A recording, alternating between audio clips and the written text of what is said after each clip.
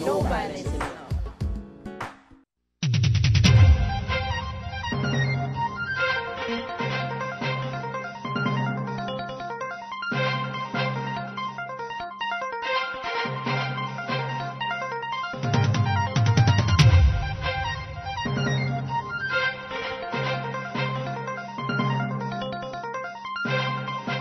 This is the news on PBCJ. I am Simone Absalom.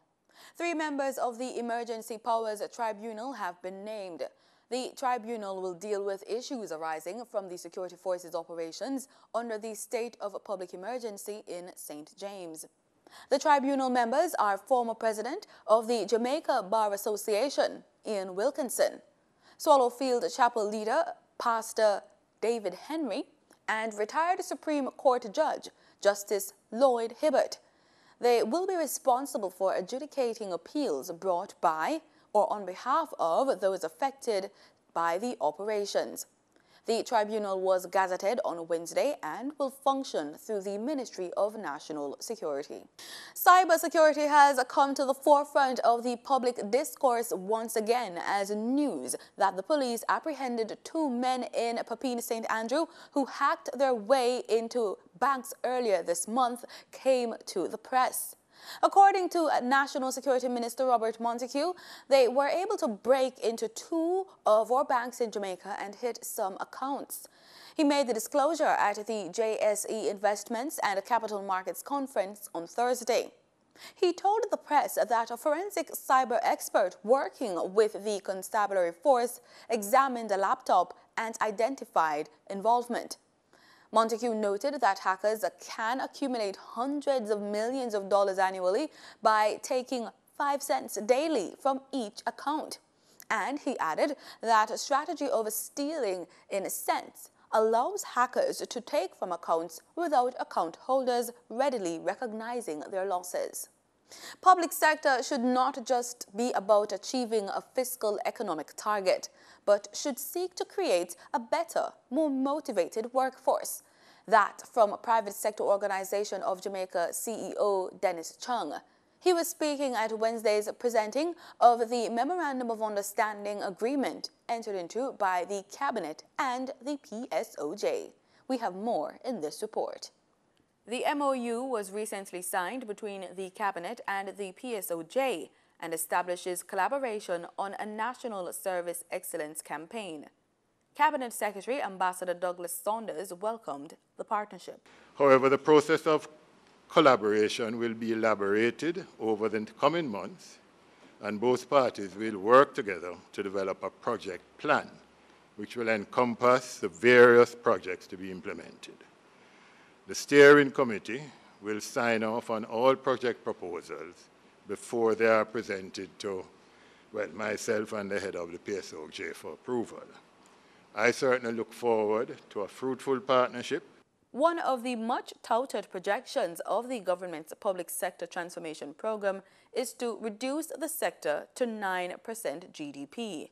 While welcoming the MOU, PSOJ's CEO Dennis Chung said the value of the sector should also be measured by 2 metrics: the efficiency of service delivery and merit-based compensation. First, on efficiency. There are some excellent people in the public sector, persons in the public sector, I think, and my experience comes from having worked with the public sector, because I've been on the fringes, as they say, and the latest one is NSWMA. And you see some excellent people there. I mean, you can't find minds in the private sector in many instances that can solve some of the issues that they solve, because they're not only doing it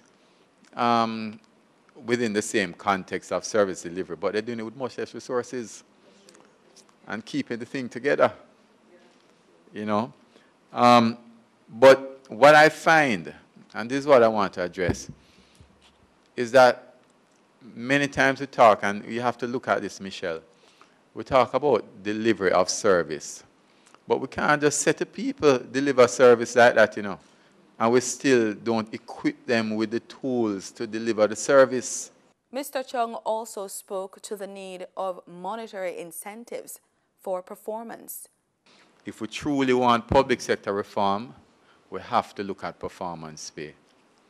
It cannot be that the man who gets produces $100 of value get the same reward like someone who produces $10 of value. It can't work like that. So public sector reform is going to be essential to the customer service excellence that we seek. And we have to go towards the thing of merit pay.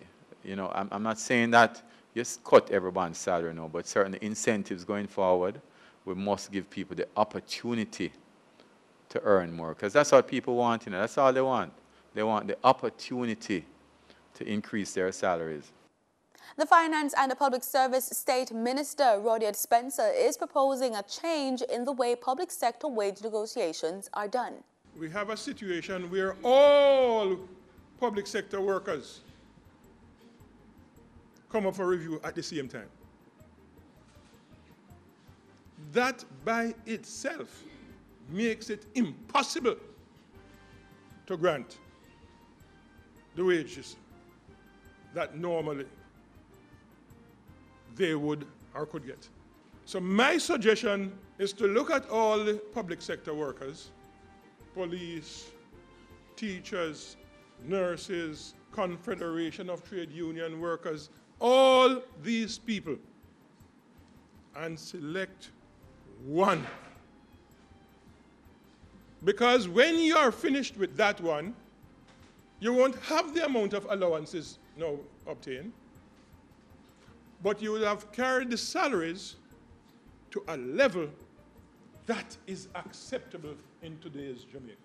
The minister was speaking at a recent forum on public sector wage negotiations hosted by the Hugh Lawson Shearer Trade Union Education Institute at the University of the West Indies.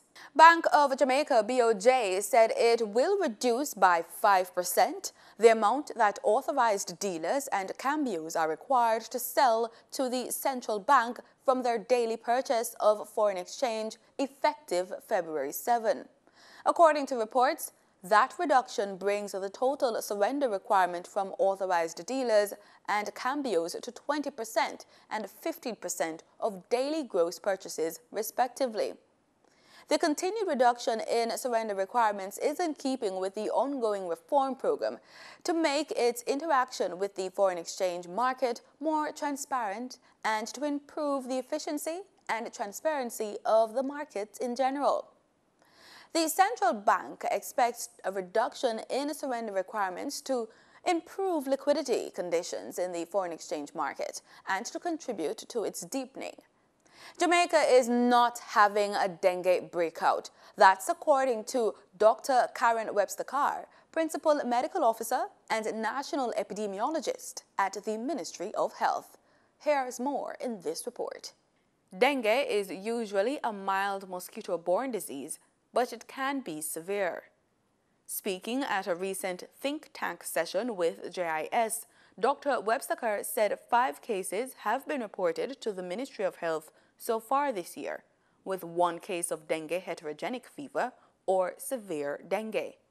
When we look at the figures for dengue, we found that what we are observing currently is in keeping what is usually seen.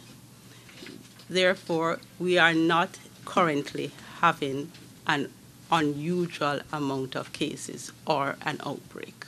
Dr. Webster-Carr said outbreaks usually occur every 2 to 4 years. The last one happened in 2016. She said 2012 saw a fairly large outbreak.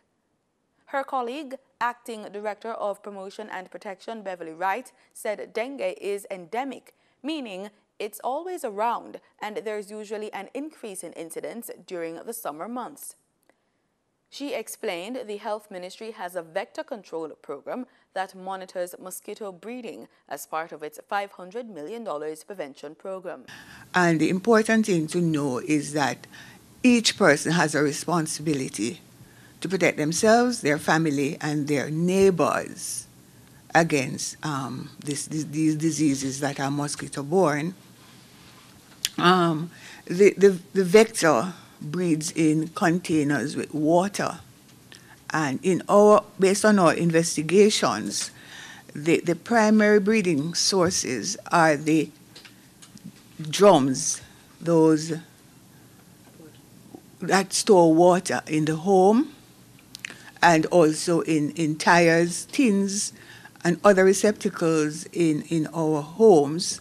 They also breed in the backyard, in discarded rubbish that can contain water. So protecting the environment is very important. Dr. Wright reminded Jamaicans to wear proper clothing that covers arms and legs and use mosquito repellents containing DEET. However, should you get a mosquito-borne disease like dengue, you need to recognize the symptoms. Symptoms: headache, fever, you might get a rash, and pain. The pain is, excruciating. Headache, pain, excruciation, pain behind the eyes also is very important. Rest, drink plenty of fluids, and take medication for the fever. It is very important that you take paracetamol-containing medications. Do not take aspirin. The dengue virus is transmitted by the Aedes aegypti mosquito. Everton Hunter, CEO of the National Works Agency, says transitioning from asphalt to concrete roads would be a major challenge to undertake at this time. He says that it would require extensive road rehabilitation. The matter was again raised by Kingston Eastern and Port Royal Member of Parliament Philip Paulwell during Wednesday's meeting of the Parliament's Public Administration and Appropriations Committee, PAAC. Mr. Paulwell, who was commenting on the island-wide road rehabilitation program, said there is need for a long-term solution as asphalt roads are frequently damaged by rain. He asked whether Jamaica can start building roads with concrete. In responding, Mr. Hunter said he was satisfied with the technology associated with constructing concrete roads. However, he explained the difficulties of such an initiative. Meanwhile, the NWA will embark on a $306 million road improvement project in St. James next month. It will be undertaken through the second phase of the Major Development Infrastructure Program.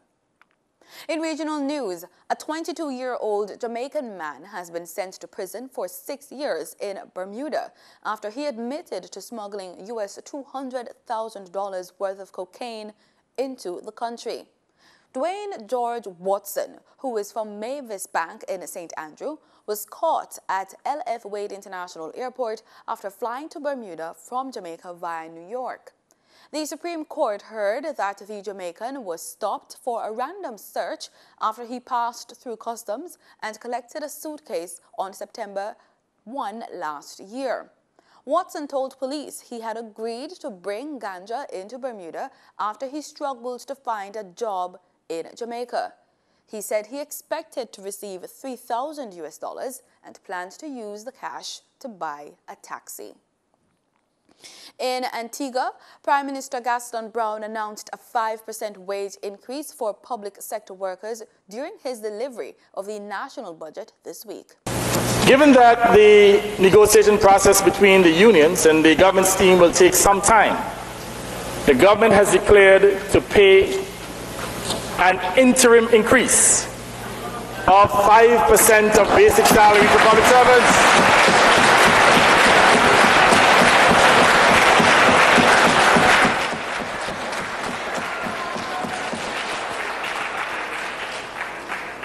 And let me make the point here that this is not intended to prejudice the negotiations, nor is it an indication of the government's final offer as it relates to a wage increase. We will do more. Notwithstanding the challenges, we will do more, because our ultimate objective is to improve the living standards of our people.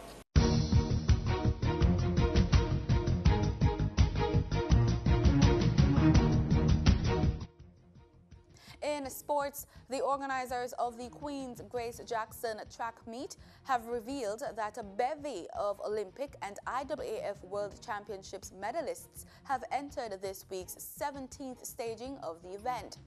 But the withdrawal of one of the main sponsors has left a dark cloud hanging over the meet, as organizers are now scampering to secure funding to rent the national stadium. According to the Gleaner, the meet is being used by local athletes to qualify for the World Indoor Championships in March.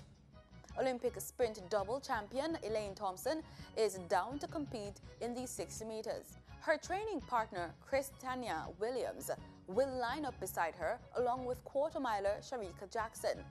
Former world record holder Asafa Powell is entered to compete in the men's equivalent along with 2014 Commonwealth Games 200 meters gold medalist Rashid Dwyer. And that's the news. Do stay with us. The weather report is next.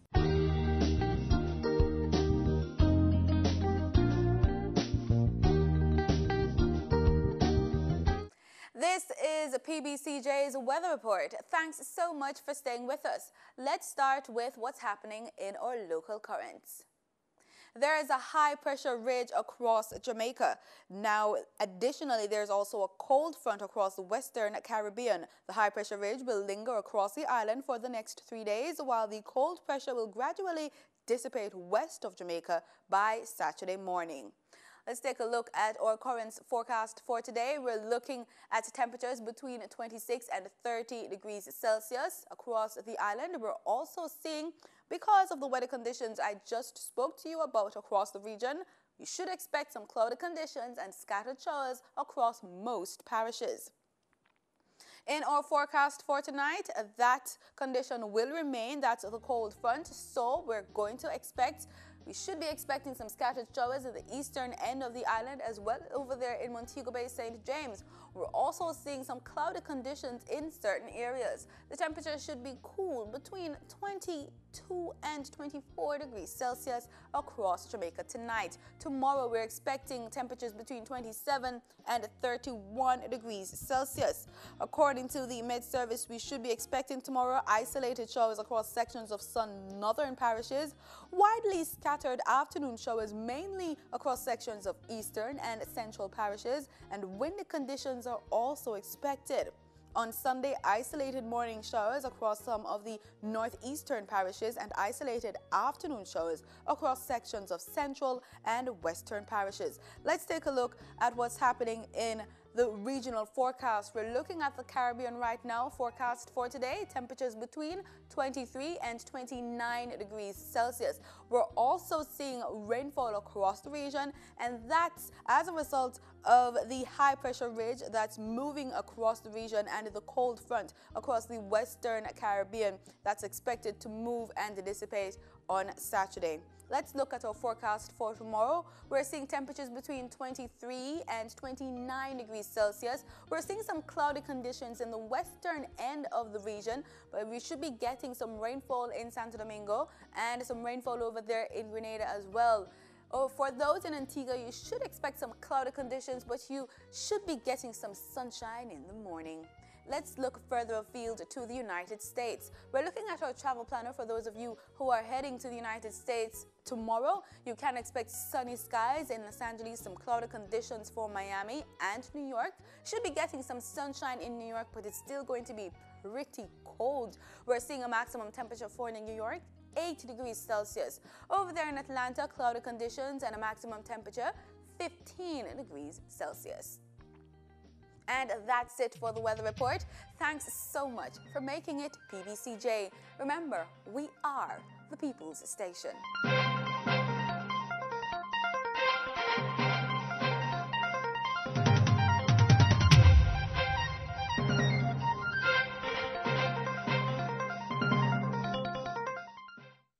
This is the 80s Egypt time.